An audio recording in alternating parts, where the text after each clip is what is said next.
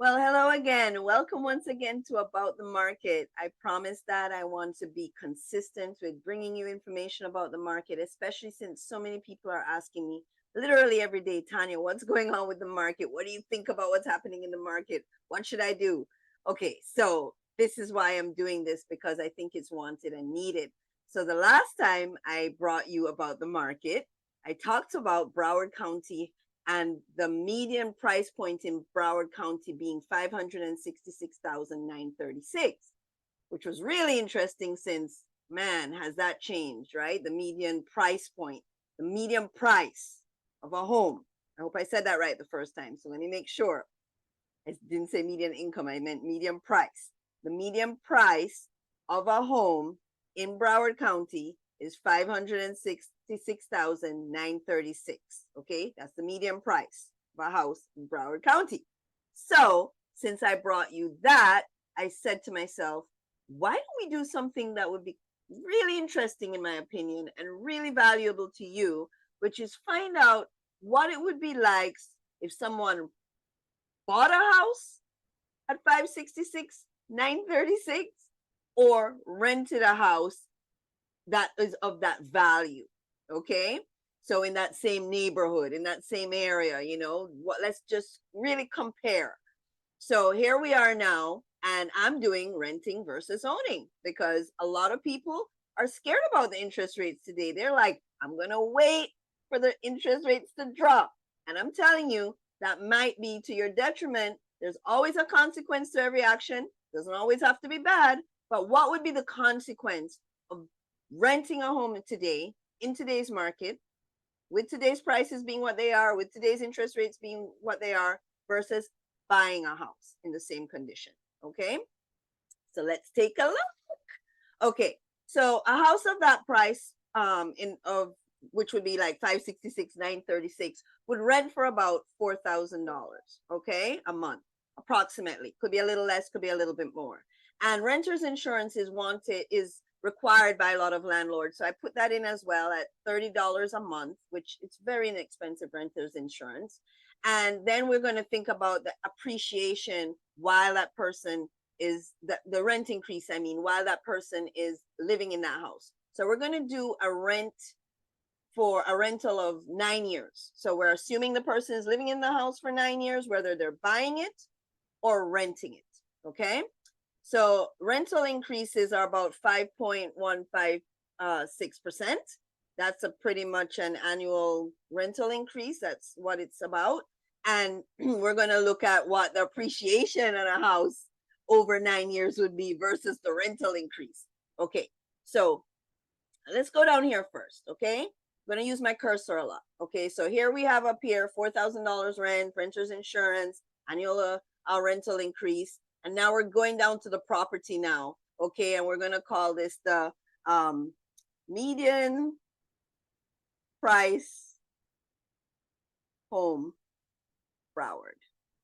Okay, so that's what we're going to call it. All right, just to give it a name. That's what I'm naming it. Okay, yeah, there we go. Is there county median price home? Yeah, okay, that's enough. Okay, so now here we go. So that would be about 18 or a little bit over 1,800 square feet.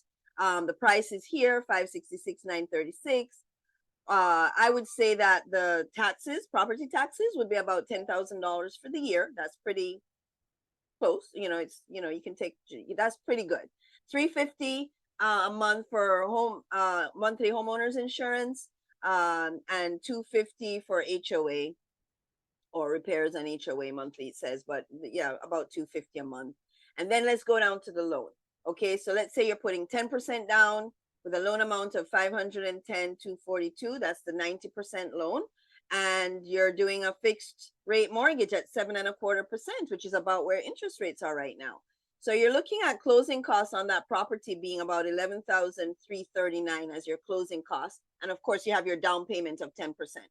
So let's come over here to look at what it would look like over 9 years if you own that home. The first year, you're basically in the negative because you've had your down payment, but your closing costs, what it costs you to buy that house or to put that, start the purchase of that house. And then you go to year 2. You're already starting to see your home appreciating in value. So here it is. This is the equity in your home, 7,294. The next year it goes up and up and up, because really over the 9-year period, it's about a 4.2% annual appreciation of your home. So now you're really starting to see it after you've had your closing costs and all of that out of the way. You're starting to see just loving and riding on the appreciation, which is at about 4.2%. At year 9, your house has the equity of $315,244 in this demonstration. And the net gain, because you have your closing costs when you sell, of $264,418. Isn't that incredible? Over 9 years. Okay, so that's pretty cool. Let's take a look at what it looks like to rent that house. So you're renting it, you have the 5.15% annual increase. You are not putting any money in your pocket, whereas here with the owning it, you have the appreciation gain, you have the amortization gain. We can talk about what that means. All of that's here. You have a principal balance now of $449,856. I hope you're looking at my cursor, because you've paid down some of that, loan that you had. So that's all great there on the buying side, but on the renting side, you've spent $535,928 renting it for 9 years, and you've had none of these gains. At today's interest rates, isn't that pretty cool? If you purchase the house to have gained $264,418 for your family, for your retirement, whatever. Isn't that cool? Now, let me tell you, I have nothing against landlords. I love landlords. I love everybody. But you're putting the money in the landlord's pocket in terms of this conversation, because they're using the money that you're giving them to pay their mortgage if they have one, or just to put, as their passive income. But what about you 9 years later renting because you didn't like the interest rates, you were waiting for them to go down? Let me tell you something, the interest rates are going to change. They fluctuate. So once you have this fixed rate at 7.25%, for example, you'll have an opportunity to refinance, most likely some down the line. But look at the gain we're talking about without you refinancing. Look at that. Look at this.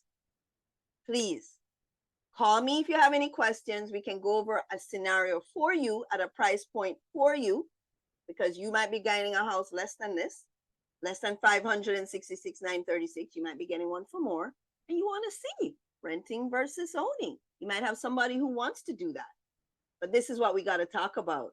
We got to talk about what the consequences are, good or bad.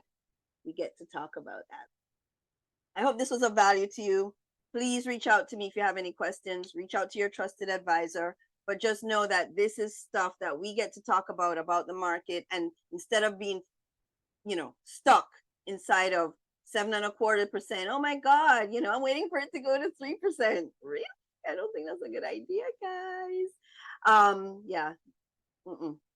Let's talk about, you have to realize that the interest rates right now are really more of the norm.